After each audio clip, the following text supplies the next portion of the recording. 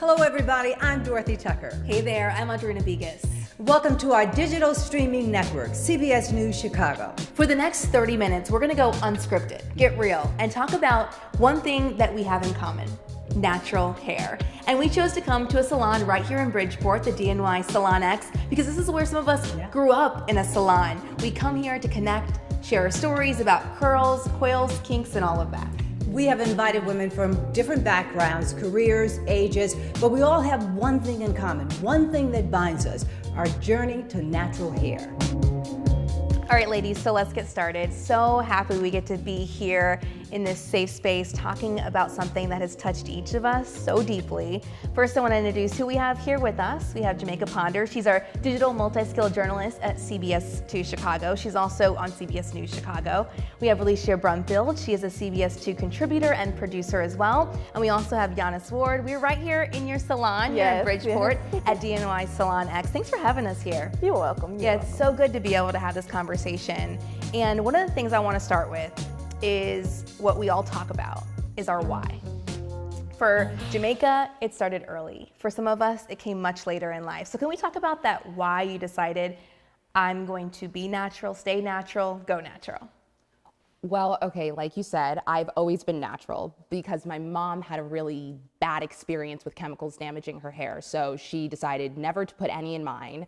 And then by the time I left the house, I was like, well, I've never put chemicals in my hair. Why would I start now? So yeah, I figured out how to manage my natural hair at a really young age. And I learned all the different styles and things that I could do with it. I think that made it really comfortable for me to keep playing around with it in the state that it was, even after I was no longer under my mother's jurisdiction. So yeah, no, that's why. Okay, that's really interesting. Yours started so young, so it was sometimes reverse of what some of the messages that we had.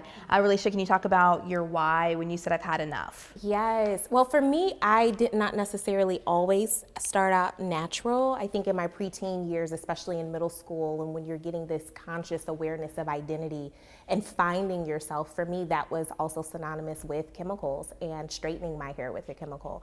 But for me, the turning point was really after I had my son. I was forced, if you will, to go natural and really re-examine how I depicted beauty. And so for me, with alopecia starting to grow rapidly in the center of my scalp, I was given an option. You can go natural and really go on a new, authentic journey for yourself. Or you can really allow your scalp and your hair to suffer. And so that was my why. And while it was by force, I'm grateful for it. Yeah, I also had a similar experience. Mine was by force.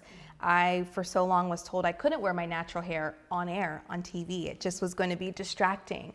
Alopecia was the reason I was also forced, and now I'm grateful that I was forced to go because I could truly walk in me. Can you talk about your why? And I know you mentioned this came about 9 years ago. Yeah, it came. Yeah, so I was in hair school and I was pregnant, so I decided I didn't want to add the chemicals to my hair, and I went natural that way. But I can remember when I was 12 years old, relaxing my hair, which is so crazy to me because I'm like 12 years old in 6th grade, taking my allowance money and relaxing my hair, so. Absolutely. And where do you think that came from? Why at 12 did you say, I need to go sneak away and get this relaxer? I think it was just like society. I looked at other people, when I was younger, straight was in, so I'm like, I need to have my hair really straight, so I'm gonna go relax my hair. I'm gonna take my allowance money, I'm gonna go to the store and relax my hair. So I think it was the society and what was acceptable, back then. Absolutely. How did that affect your hair at 12 years old? It was bad. It was bad because clearly I didn't know what I was doing. It was terrible. My hair was so short, broken, just from the relaxer and me not knowing how to properly put it in my hair at that time and that age, Wow. So, yeah. Speaking of treatments, raise your hand if you have treated your hair. Chemically. Chemically treated at all?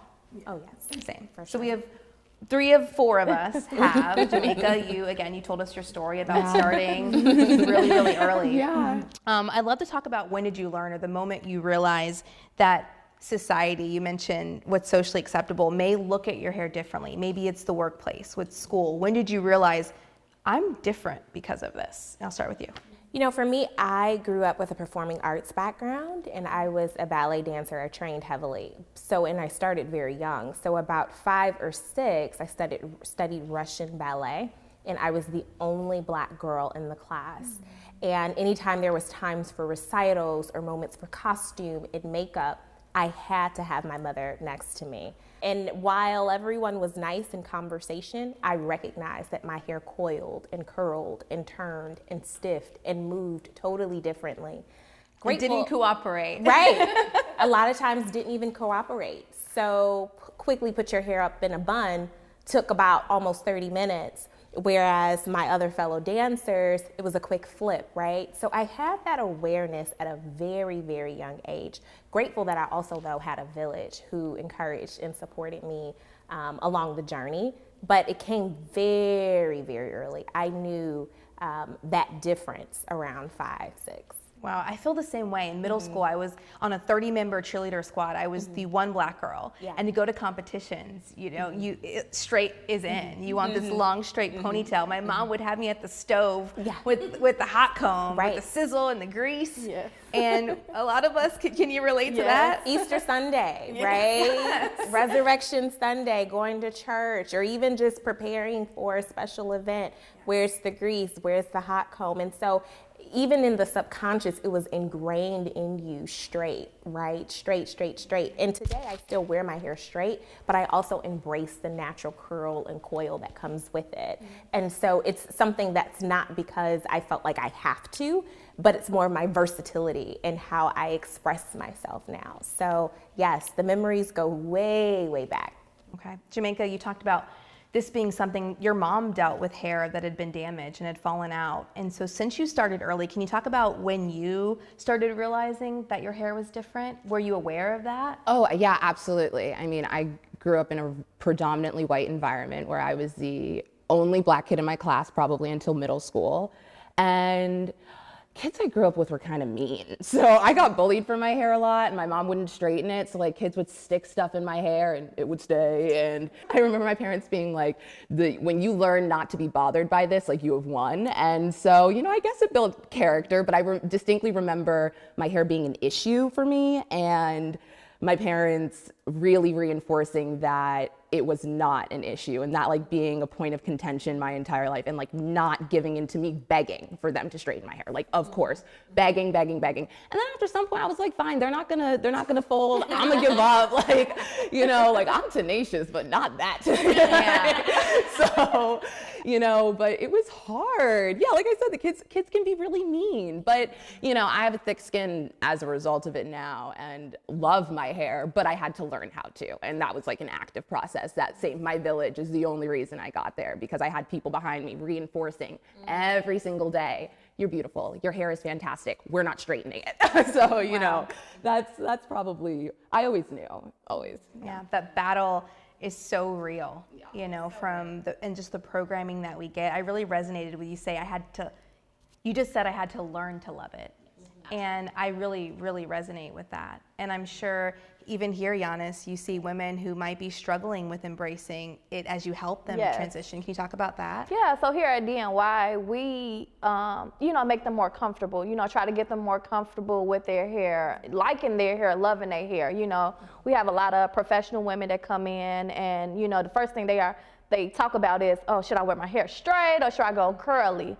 So we try to help them embrace the curliness and do different styles. Like, for example, what I got, like a twist out, and, you know, helping with product knowledge and learning different ways to do and style your hair at home, you know. Wow. It's such a struggle. It is. Yeah. Still. Yeah, I mean, I feel like we're all adults now, and Jamaica, you and I are on camera, and even just that daily struggle of saying, this is professional.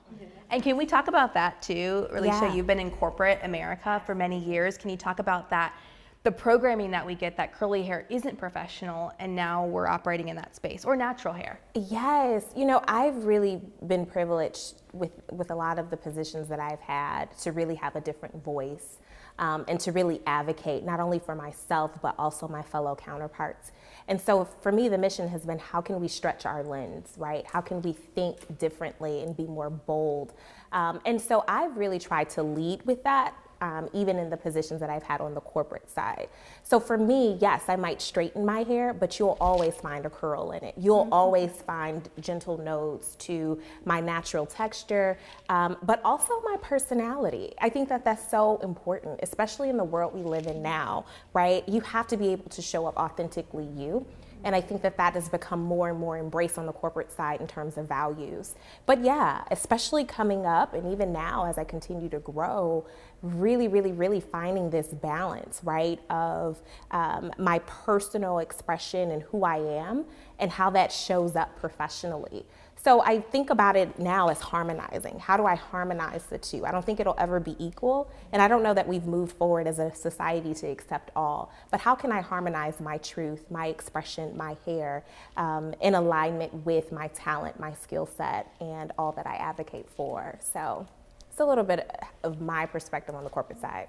And that's really, any other chiming in that we'd like to do on that? Any other thoughts? Well, I think about this a lot. The first day I ever met you, one of the first things that you asked me was if I was going to wear my hair like this on camera.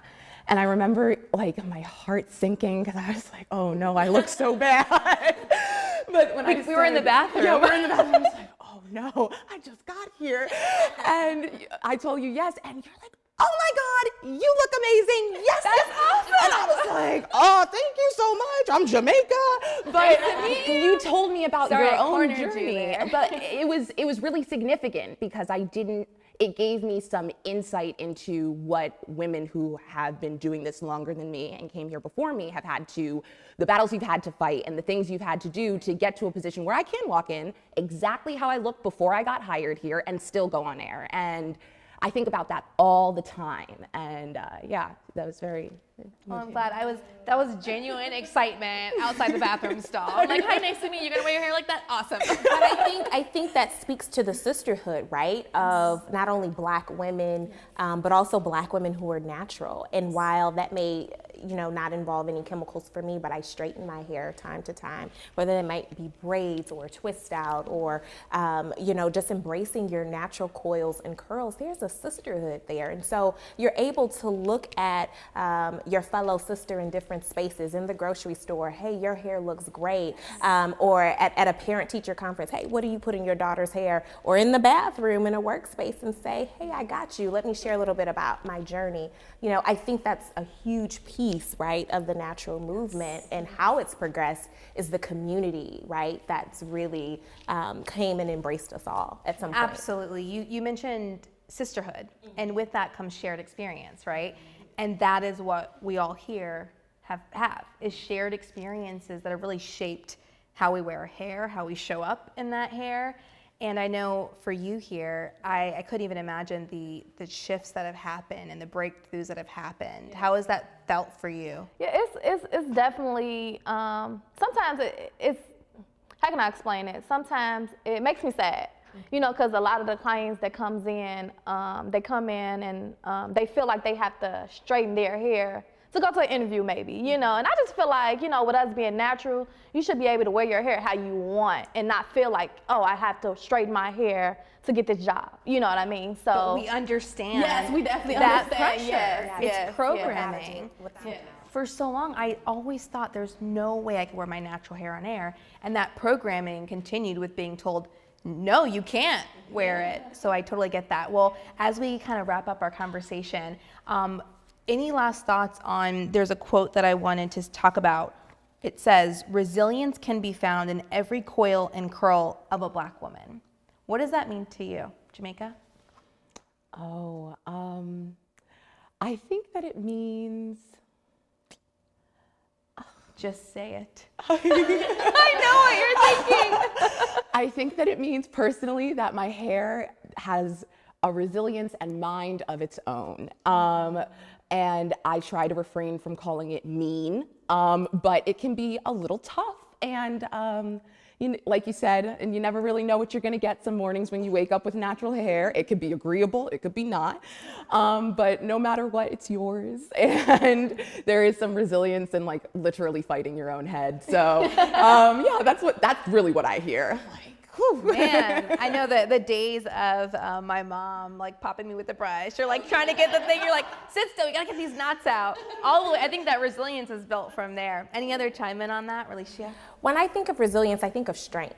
And so when I think of my hair and when I think of Black women, I think of strength. I think from our coils and the way it bends, to our curls, the way it shines, to locks, the way it withstands, to braids, how it's been the test in the light of time across generations. So when I think of coils and curls and resilience in the Black woman and natural hair, it all orbits around each other. And it really, really is centered around strength. And thank you, hair. I know. Yeah. And any last thoughts? For me, I think that comes with the versatility that we have in our hair, the versatility, the uniqueness that everybody has, the different curl patterns, so the different textures, and the 4C, the 4A, the 4B, you know. So I think that resilience is that, like the different, the uniqueness that we have. We can go straight, we can go curly, we can braid it, you know, we can curl it, you know, we can add extensions. So I think that quote is, to me, like the uniqueness and versatility. Yeah, I think resilience is just such a beautiful word. I know for me, I always, when I'm posting about natural hair, I always say, be you, because it's so beautiful. Yes. And I'm glad that we can walk in that and live that out. Yes. Ladies, thank you so much for sharing your stories with us. I think they're so impactful. I think they can resonate with so many people, so I appreciate that. Loved our conversation. And now we get to turn it over to part 2 with my colleague Dorothy Tucker, talking about this journey to natural hair. Thank you, Audrina. Really interesting, entertaining, informative conversation. Thank you for keeping it real. Now it is our turn, ladies, to keep it real and keep the conversation going. It's my pleasure to welcome all of you. Kim Lewis, co-founder of Curl Mix. Dominique Devereaux, you are the co-owner of DNY Salon X. And Ginger Maddox, the executive producer of CBS 2 Chicago 10 o'clock news. Again, thank you all for continuing this conversation. I'm so excited. And I'm going to start off with a true confession. So when I was a little girl, and you may not remember, there was a childhood star by the name of Shirley Temple. Oh, yeah. A little blonde girl, a cute little blonde girl. I wanted nothing more than to have Shirley Temple curls. And I used to beg my mother, please make me the Shirley Temple curls. I want the Shirley Temple curls. So one day she finally gave in.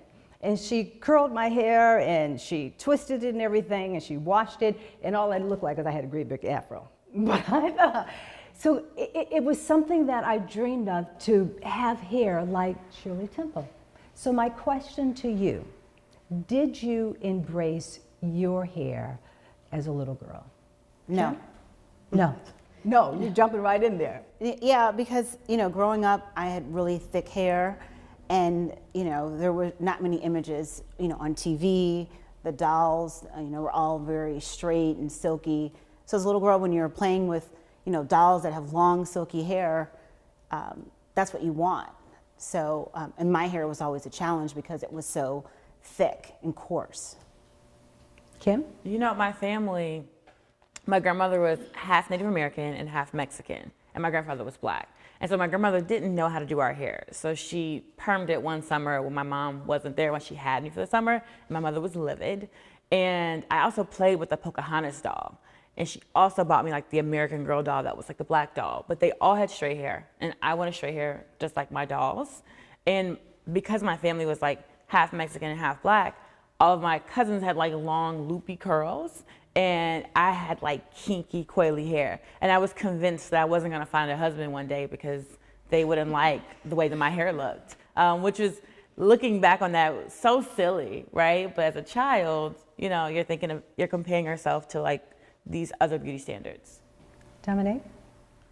I don't know. I think for me as a kid, I was probably more conflicted because I wanted my hair straight just because it was easier. Because if anybody remembers wash day, sitting between my mom's legs, her trying to comb out my hair was just like, I couldn't stand it. So I would beg to get my hair straightened just so that it would be easier and it would be over quicker. You know, I wouldn't have to lose most of my playtime in the house getting my hair combed, like upset about it.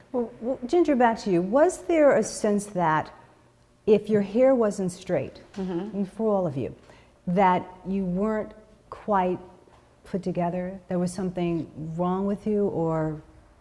Well, yeah, because you know, the straighter, the silkier, it was just everywhere on TV. And, you know, I had friends that had that kind of hair. So even when they would come over when I was getting my hair washed, and that was a painful day, they didn't understand, like, oh, her hair shrinks, like, you know, hers thick. And so you just didn't feel the same beauty, because people don't walk down the street and see, like, when you're walking down the street and see the thick hair, like, oh, that's so pretty. Back then. You didn't hear those words very often. No. Then. It's like, oh, wow, what are you going to do with that? That's what, you know, that's a lot of hair. So. Yeah. You know, for me, it was your hair is not done. So if it's not straight, it's not done. Doesn't matter what you have going on. Maybe if it was braided, but it's not done. So it's always get in there and do something about your hair. Don't go outside looking like that. And I remember in high school, there were these girls, these twins in my class. They had long, gorgeous, natural hair, like down to their knees. And the teenagers, like the kids, would complain about them or like joke about them. Like, look at her, she looked ridiculous. She needs a perm, she needs a relaxer. And I remember back then thinking, oh yeah, their hair would look so much prettier if it was straight. And now as an adult, I feel horrible about that moment, and I wish I could go back in time and tell me and my friends, like, no, you guys are the ones with the problem. And eventually they straightened their hair. And because it's relaxers, it eventually fell out. And it was just like the peer pressure of having to conform, even at 13 and 14, you know, it makes you lose almost some of your natural beauty. So at the time, did any of you swim?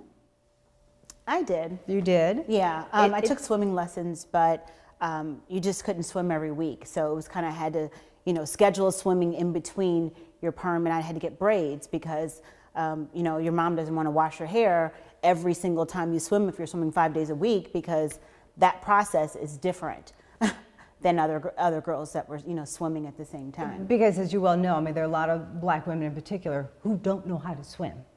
Yeah. So you know how to swim. I have friends who don't know how to swim. Yeah. I know how to swim though. Yes. Dominique? No, I don't. And you never learned? I stay away from the water, you know, and I'll get my braids when I'm going near the water. Because? Because I don't want to mess up my hair. You mean, so if you had it straight? Because I know when I was growing up, same thing. I know how to swim, but I can remember my mother saying, "Girl, I just got your hair pressed. I just got your hair done. You are not going to mess up your hair." And you check the weather, because if it's raining, you're not going outside. Right. So, yeah. Or if it's too hot. That's right. That's right. So that can be a real obstacle for black women. The swimming and the exercising. Yeah. Okay, so what do you do with the hair then? What did you do then before you started wearing your hair natural? Braids. I mean, for a long time, I wore braids. I still do wear braids, you know, when I go on like long vacations, because she's not here to do it. So she's my stylist. But you just wear braids, and I think it hinders, you know, working out every day, because for people that are on natural hair journeys, it takes hours to do my hair. So you don't have 4 or 5 hours every day. You know, when you go work out or you go swimming and you come home, you have to wash it. It's a job. So. And Kim said something. You said if you could go back and tell yourself, your younger self, what you should think about your hair. So Virginia, the same question for you and you, Dominique. If you could go back and say to that little girl who didn't know how to swim and wouldn't swim because she didn't want to mess her hair up, you know, who was afraid of the rain because it meant that, oh, my hair is going to go back. My edge is going to go back. What would you say to that little girl today? That you're beautiful, and the thicker the better. I look at, you know, my hair now, and I want it, you know, longer, but I also want it thicker. Like, how do we keep growing my hair in its natural state? And I think I wasted so many years of this beautiful crown that I have. And now what's helped is social media. I'm able to look on Instagram, and I see all these, you know, pictures of women that with hair like mine, and I'm like, that's what I want, but I didn't have that. And so it's sad, because I wasted so many years just, you know, straightening my hair, and this has always been there, and it's beautiful to me. Dominique? Well, I would say, back to younger Dominique, you know, that it's going to get better. And I'm glad that we're at a point now where, you know, everybody, or us as black women, is really embracing our natural hair. because I think that's the goal what we do here at DNY is to, you know, not only teach clients proper technique on how to maintain their natural strands, but to also just embrace their natural strands and be confident in wearing, you know, their hair in natural coily styles in any setting, whether it's going swimming or in the workplace. So I think my goal, or not my goal, but back then it's just to be happier in the skin that I'm in, whether my hair is in a fro, whether it's straightened or whatever, just to embrace every aspect of my hair. Well, let's talk about the workplace for a moment. Because you have many clients, right, who are professional women. What are some of the stories that they have shared with you about their negative experiences in the workplace because they've chosen to wear their hair natural? Mostly probably the reaction that they get when their hair is straightened versus when it's in a natural style. So more of my, you know, corporate professional women, they'll come in and they're like, well, I want a natural style, but I want to make sure that it's something that's a little bit more polished or more tame, which I guess, you know, in corporate America is considered more acceptable as opposed to something as free as, you know, my curls or your curls, where it might not be considered as appropriate, I guess as some might say. And Junior, you've had your own experiences in the workplace. Yeah, I've been a journalist now for over 20 years, different markets. But what has remained every single interview, my hair has been straightened. No matter when I was wearing braids, even transitioning, because I couldn't imagine, you know, going like this. So now I'm, you know, 100% natural. Even being here in Chicago, my coworkers were used to, they knew it when it was vacation time because I had the braids. That's like vacation hair. I got tired of wearing braids all the time, and I started wearing my hair like this with the twist, and you know, with it growing out. And you know, I won't say that, you know, anyone was being, you know, racist or, you know, discriminating, but just the looks, sometimes the comments. Before I get off the elevator, I kind of pause, like, okay, I have a new style today. Someone's going to say something like, well, how did you get it that way? And, you know, do you wash that every day? Oh, that's really cool. Like, it's an experiment, but this is who I am. So, you know, it took a while to get used to, and, you know, they didn't mean any harm by it, but it was hurtful because, you know, I don't get the comments, oh, that's so pretty. It's, oh, that's interesting today. How long did it take? You know, so you have to constantly, you're educating, you're stopping to talk about it, but it's just that getting off the elevator, and I do pause because, you know, someone at work that likes me and cares about me is going to say something that actually is going to offend me, and they don't mean it, but it's... Why does it offend you? Because, you know, comparing my hair to like objects, stopping and staring, want to touch but won't touch, you know, looking around like I'm an experiment.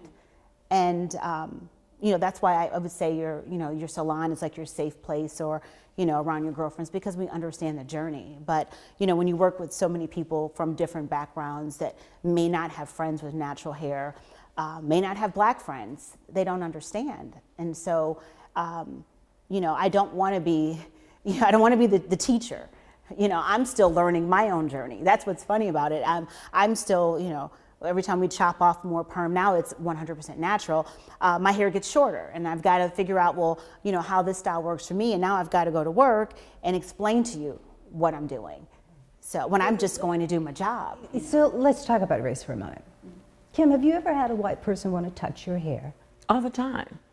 I mean, we used to do expos, and everyone would want to touch my hair when they would walk by and I'm selling our products. And I try to be open-minded because I realize everyone's just trying to educate themselves. Everyone, you know, they don't have people at home who look like us, you know, so, but it is annoying. And you know what I realized? That kind of experimentation or questioning makes you, it trickles down to your work, because it makes you second guess yourself when you walk into the room. Like, is everyone looking at me? What am I? And when really you should be thinking about the project that you're working on or the work itself. And so then you might be seen as less competent or less effective in your job because you're second guessing everything you're doing, because everything you're, not only are you being questioned because of your skin color, but then you're being questioned because of your hair. It's too much, you know, and I shouldn't have to come to work and have to think about those things. I should come to work and think about the work. one of the things I learned is that I didn't know how smart I was until I started running my own business, where we celebrate natural hair and women over 45 who want to wear their hair natural in a wash and go or style like this. And I didn't, because I got to come to work, and I work with people who look like me because we employ lots of people of color, and I never second guess my hair.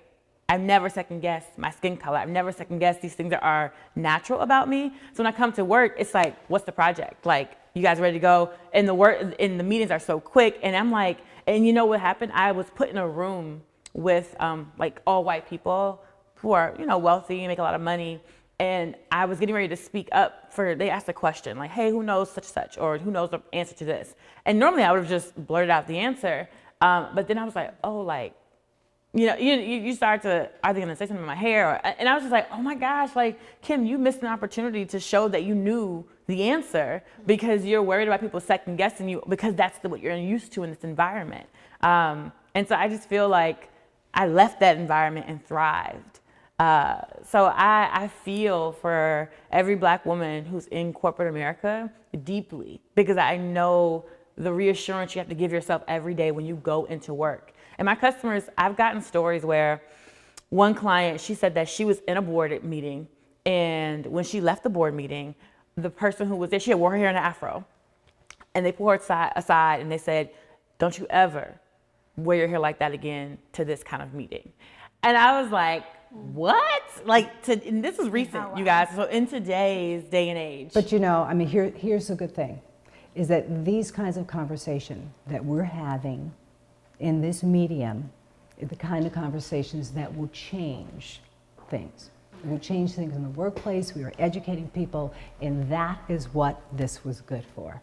You know, so I want to thank all of you ladies. You were absolutely fabulous. We could probably talk for another hour or so. But we have to wrap it up. But thank you again for sharing the stories and really digging deep and being personal. I really, really appreciate that. Thank you.